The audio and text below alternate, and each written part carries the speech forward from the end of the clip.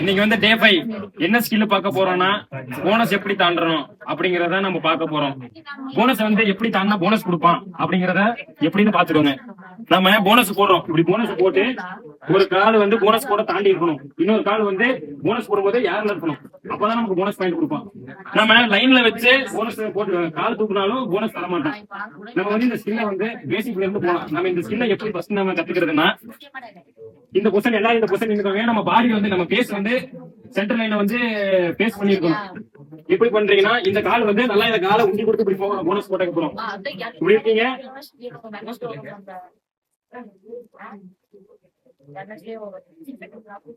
இப்படி போகணும். சரியா? எல்லாரும் லைனா வந்து